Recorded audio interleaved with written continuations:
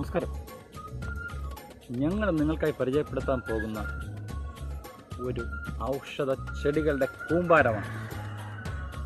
ഒരുപാട് ആൾക്കാർ വീഡിയോ ചെയ്തിട്ടുള്ളതും ഒരുപാട് നിങ്ങൾ കേട്ടുള്ളതും ഒരുപാട് തവണ നിങ്ങൾ പ്രയോഗിച്ചിട്ടുള്ളതുമായിരിക്കുന്ന ഒരുപാട് ഔഷധ ഗുണമുള്ളൊരു ചെടി. ഒന്നല്ല 3 തരം ചെടികൾ. അപ്പോൾ ഈ ചെടിയെ പരിചയപ്പെടുത്തുന്നതിന് മുന്നേ നഗ്നമായൊരു സത്യം ഞാൻ ആദ്യം പറയാണ്.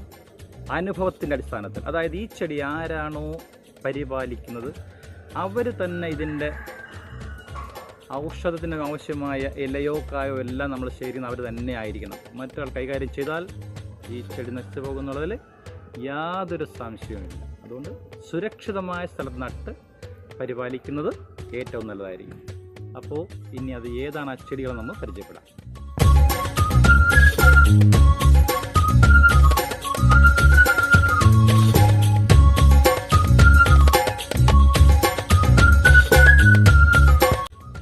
നമുക്ക് ആദ്യമായിട്ട് പരിചയപ്പെടുത്താനുള്ളത് ഈ ഒരു ചെടിയാണ്.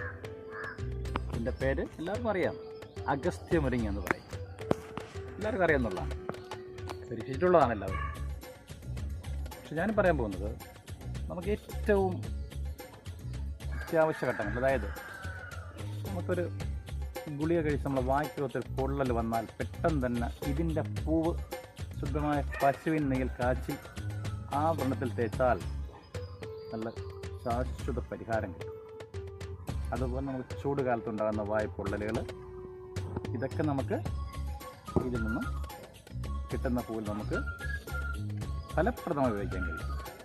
അതുപോലെ കൊച്ചുകുട്ടികളുടെ ഈ ശരീരം മെലിഞ്ഞ് വരുന്നതിന് ഇതിൻ്റെ പൂവിട്ട് അതിനെ കാച്ചിയെടുത്ത ആ പൂവ് കൊടുത്താൽ കുട്ടികളുടെ ശരീരം മെലിച്ച് ചെറിയൊരു വ്യത്യാസങ്ങൾ കണ്ട് അനുഭവത്തിൽ നമുക്ക് മനസ്സിലാവും.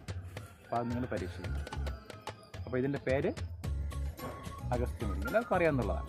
പിന്നെ ഇതിൻ്റെ പൂവ് നമ്മൾ കറിക്ക് തോരനായിട്ട് ഉപയോഗിക്കാറുണ്ട്, വിഴുക്ക് വെട്ടായിട്ട് ഉപയോഗിക്കാറുണ്ട്, ഇതൊക്കെ ചെയ്യാറുണ്ട്. പക്ഷേ ഏറ്റവും ഉപരി പ്രധാന ഒരു ഘടകമെന്ന് വെച്ചാൽ നമ്മുടെ വാക്യത്തുണ്ടാകുന്ന വ്രണങ്ങൾ ഒഴിവാക്കാൻ പറ്റിയ ഏറ്റവും നല്ല പാർശ്വഫലങ്ങളില്ലാത്തൊരു ഔഷധമാണ്.